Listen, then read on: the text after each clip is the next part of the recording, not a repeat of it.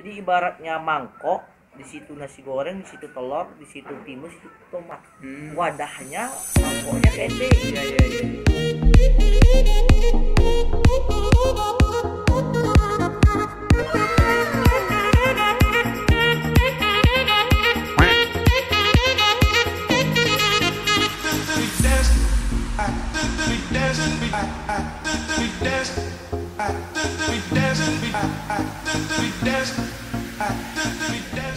Assalamualaikum warahmatullahi wabarakatuh. Assalamualaikum warahmatullahi wabarakatuh. Sehat bang.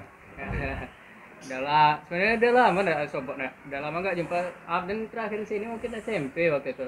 Soalnya kan habis tamat SMP itu ke Padang di Askia. Walaupun lolos di SMA 1 Pasaman kan, tapi orang tua nyuruh di Padang. 1 tahun di Padang, 1,5 tahun di Bogor. Nah, itu jarang ke sini gitu kan. Padahal SD udah udah main-main sini. Nah, juga pertama ketemu Bang Gugun kan waktu Pramuka kalau nggak salah. Ada yang nggak pernah ingat tuh di Pramuka tuh, nanya cita-cita Bang waktu itu. Apa cita-cita kalian ini nih? Dan Abang bilang, nah, contohnya gitu, cita-cita Bang pengen jadi duta besar Indonesia waktu itu, ingat tuh? Nah, juga. Jadi kesibukan sekarang apa Bang?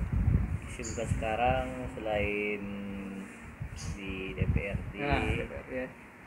tetap aktif di dunia pemuda. Udah. A few moments later. Jadi kenapa Bang gabung ke NPI Bang? Jadi KNPI ini adalah organisasi yang diatur oleh Undang-Undang Kepemudaan. Undang-undang kepemudaan. Jadi KNPI ini adalah suatu wadah tempat bergabungnya seluruh OKP yang dibangun oleh KNPI. Dia wadah, kepanjangannya organisasi kepemudaan. organisasi kepemudaan. Jadi ibaratnya mangkok, di situ nasi goreng, di situ telur, di situ timus, di situ tomat. Wadahnya, mangkoknya KNPI. Iya, iya, iya. Jika emang standby di Pasaman ya Bang ya, nah, silakan lah gabung ke NPI gitu ya Bang ya. Oke. Di DPRD itu di Komisi 1 ya Bang ya? Komisi 1. Kalau nggak salah pembahasannya tentang hukum, pemerintahan, sama politik ya. Gimana rasanya Bang jadi anggota dewan? Ya, beda-beda ya. Nah. Kita sebagai dunia mantan aktivis, kita sebagai masuk ke dunia politik berbeda-beda. Biasanya di demo, sekarang kena demo. Tapi itu sebagian dari demokrasi kita. Bagus. Saya suka, saya senang adanya pengawasan dari masyarakat, kontrol. Rasanya gimana ya? Ya beda-beda nikmat lah. Di dunia aktivis, di dunia kepemudaan nikmatnya berbeda, berbaur dengan teman, menyiapkan regenerasi, kesibukan melihat masyarakat. DPRD pun seperti itu juga, melihat dari masyarakat, kesibukan masyarakat, tapi kan berbeda, formalitasnya berbeda. Iya, iya. Berarti dari kuliah dulu emang udah sibuk organisasi emang ya? Ya, abang dari kuliah, abang termasuk aktif di Pemuda Pancasila. Oh, Pemuda Pancasila di Medan. Medan. Abang di Medan, abang dari Satma, ketua ranting, lanjut abang di ketua KPAC Medan Timur. Terus abang ke Pasaman Barat, langsung abang terpilih aklamasi sebagai ketua KNPI pada tahun 2017. Kenapa mau jadi anggota dewan?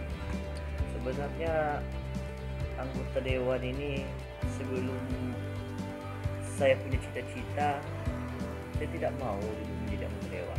Tapi saya dulunya mau jadi duta besar. Ya, duta besar. Saya inginnya jadi konsultan, advokat. Kebetulan dulu saya pada umur 22 tahun saya ikut ujian profesi advokat, lulus. Saya termuda, belum bisa disumpah. Kenapa tuh? Karena dalam undang-undang itu jelas umur 25 baru bisa disumpah. Iya. Maka dari itu saya mengambil ke NPI, saya aktif lagi di organisasi. Di situ banyak desakan dari masyarakat dan tokoh-tokoh maupun saudara bahwa saya harus maju. Iya. Saya berpikir kalau seandainya masyarakat mendorong saya dan tokoh-tokoh mendorong saya untuk maju, kalau itu keinginan masyarakat sosial, selanjutnya bang, gitu kan. Nah, abang daftar nih di calon anggota DPRD dan partainya Nasdem ya bang ya, Nasional Demokrasi. Kenapa Nasdem? Karena sewaktu itu Partai Nasdem lah yang merekrut abang pertama. Iya. Karena di Nasdem abang lihat partai baru, partai ini mempunyai anggaran dasar anggaran rumah tangga yang jelas, dan abang yakin partai ini akan maju ke depannya. Iya. Karena partai ini punya prinsip, maka dari itu abang memang bertekad maju di Nasional Demokrat. Nah itu bang, selama di DPRD gitu kan, di bagian hukum, pemerintahan sama politik gitu kan, nah kinerja apa yang ada di situ sebenarnya, walaupun secara umumnya itu adalah hukum, politik sama pemerintahan, itu gimana sebenarnya tuh di DPRD itu kerja? Jadi kami punya mitra pemerintahan, kami di situ ada mitra kami di BKPSDM, Inspektorat, Kepala Pemerintah Nagari, Hukum, Kesbangpol, termasuk perizinan satu pintu, itu mitra kami di Komisi 1. Mitra. Jadi kami dari 3 fungsi yang melekat dari diri kami, fungsi membuat undang-undang, anggaran dan pengawasan. Kami situ banyak terfokus masalah anggaran dan pengawasan, karena bagaimanapun check and balances kami saling membutuhkan. Pemda butuh kami butuh Pemda. Kami menganggarkan, make eksekusi tetap Pemda. Bagaimanapun tugas kami cuma legislatif, membuat eksekutor tetap di pemerintah. Iya. Nah, oke bang. Lalu ada kendala nggak bang selama bang di DPRD? Kendala Ada pasti. Sesuatu pekerjaan itu masih dari tangan. Iya, ada masalah. Kalau nggak masalah nggak hidup. Jadi masalah ada, tapi masalah itu kan tergantung kita menyikapinya. Iya. Bagaimanapun kita adaptasi, kita berbaur, dan kita mempunyai prinsip. Abang punya prinsip. Prinsip abang satu. Kalau semua orang suka sama kita, berarti kita anak-anak. Semua orang benci sama kita orang gila. Tapi kalau sebagian orang suka sama kita, sebagian orang benci, kita adalah pemimpin. Iya. Nah, Itu yang wajar gitu ya. Itu prinsip hidup abang. Iya. Iya bang, ini ada yang ketinggal tadi. Jadi sekarang kan abang dijuluki di Pasang Barat ya bang ya, anggota DPRD termuda ya. Nah, itu kok bisa jadi yang termuda gitu bang? Itu herannya. Mungkin ada juga yang ada kayak teman saya di Istiqomah gitu di sekolah, itu dia juga nyalek tapi gugur gitu kan. Nah sekarang abang nyalek dan berhasil, itu yang apanya, dia kan dapat dukungan masyarakat, tokoh gitu kan, tapi misalnya mereka juga punya dukungan yang lain juga sebenarnya gitu kan. Nah ya, tipsnya lah. Mana tahu saya nyalek gitu kan. Jadi sebenarnya kita untuk mendaftar ke legislatif itu sebenarnya pendekatan ke masyarakat. Kita harus punya basis, namanya basis. Saya sengaja dari F4 saya mencalon, karena sebenarnya saya bersatu dari SD sampai SMA saya di sini. Tapi saya yakin saya dapat lompat, karena bagaimanapun saya ingin membangun pengalaman saya sendiri. Pertama, yang kedua, saya punya basis. Saya punya keluarga besar di sana, saudara-saudara orang tua saya di situ semua, dan saudara-saudara orang tua saya kompak, memang semua mendukung saya. Yang ketiga, tipsnya selalu senyum, selalu ramah kepada masyarakat. Siapapun masyarakat itu, siapapun dia, kita harus ramah, kita harus tegur orang itu. Yang keempat, banyak turun ke lapangan. Abang boleh dikatakan selama abang kampanye, abang selalu turun. Abang lihat kejadian-kejadian yang bersentuhan masyarakat. Mungkin abang sudah pernah ke Poros, Pati Bubur, mau menyeberangi pulau. Dan tips terakhir untuk pencalekan ini adalah doa. Mengenai isu di Pasang Barat dulu, karena kalian lihat berita juga ada di Instagram, Facebook, di Google juga, yang permasalahan APD di RSUD itu Bang. Oh, Itu iya. kok bisa apa ya, kalau nggak ini mungkin bisa Bang koreksi atau gimana, apa jadi kan anggaran dari pemerintah katanya APD belum ada gitu ya Bang, lalu tiba-tiba di RSUD ada gitu ya Bang. Di dinas kesehatan. Di dinas kesehatan. Nah itu gimana tuh? Jadi awal ceritanya sewaktu ada bocoran bahwasanya ada menumpuknya APD di gudang dinas Nah di kesehatan, gudang. maka waktu itu kami dengan Pak Triwirza, Ketua Komisi 4, langsung diberi surat tugas oleh Ketua untuk menyidak. Langsung sidak sewaktu itu jam 11 tanggal 12 Juni 2020 hari Jumat. Ya baru banget ya. Kami langsung sidak, kami menemukan hal-hal yang ganjal di situ, termasuk masker kurang lebih hampir 15.000 di situ 15.000 ya. menumpuk, dan APD lain. Padahal kan itu puskesmas atau relawan kan lagi butuh itu Lagi sebenarnya. butuh itu. Jadi sewaktu kami sidak, abang sebagai petugas, abang minta dokumen. Jadi yang ganjal dalam masalah ini adalah Prosesnya. proses. Memang dalam LKPP tahun 2018 itu dikatakan boleh melakukan langsung penunjukan, tapi sebagusnya menggunakan e-katalog. Tapi di sini langsung penunjukan dengan PT yang ditunjuk. Barang itu yang lucunya datang di bulan Mei. Datang bulan Mei. Datang di bulan Mei. Berarti kurang lebih hampir 1 bulan Iya, 1 bulan. menumpuk di sana. Sewaktu abang melihat dokumennya di situ, yang ganjil sama abang itu sudah ada berita acara serah terima barang oleh perusahaan ke kepala dinas kesehatan.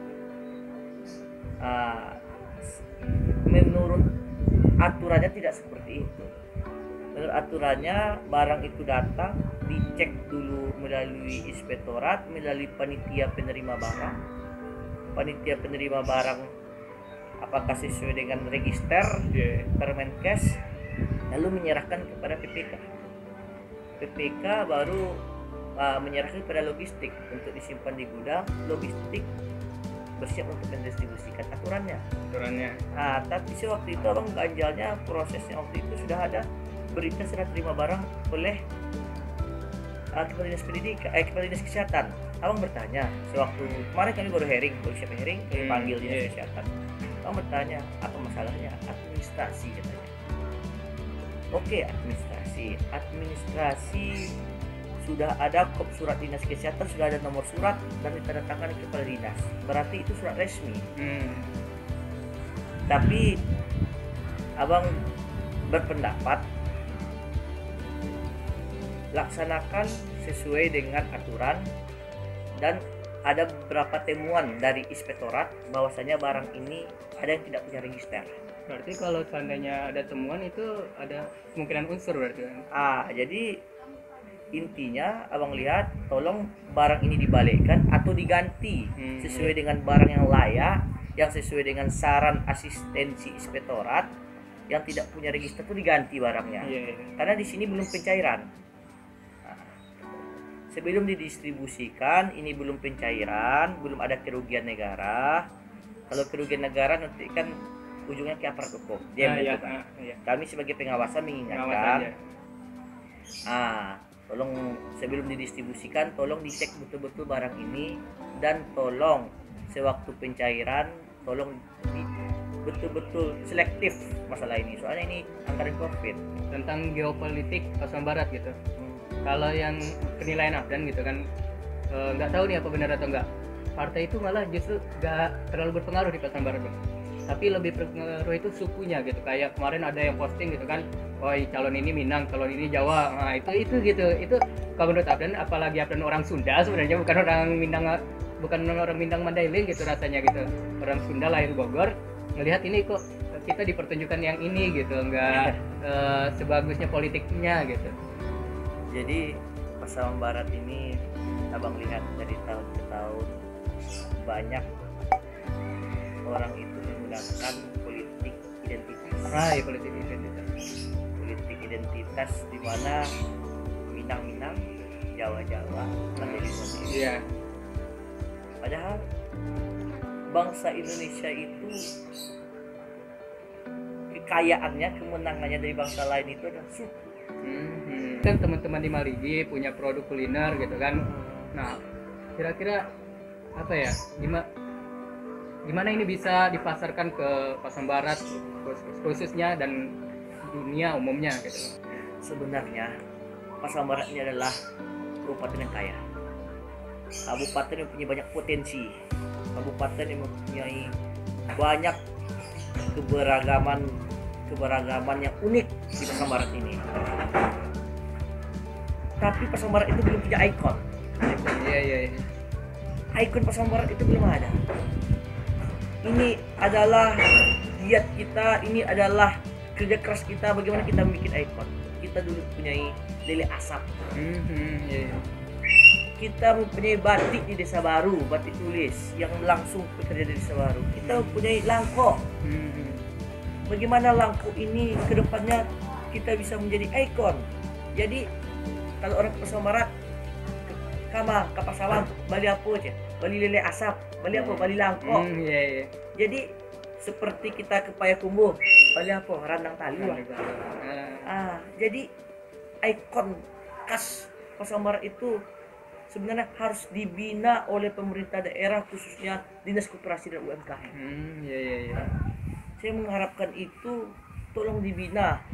Kalau memang perlu anggarannya diminta ke DPRD, minta kami anggarkan. Karena kita menginginkan adanya suatu ikon. Orang tuh tahu kan Pasar Barat tuh sawit. Sawit nggak bisa dibawa Padang, nggak jadi oleh-oleh. Kalau untuk kuliner gimana? Iya. Untuk kuliner. Dulu kita pernah mencoba dengan ubi ungu, Apa?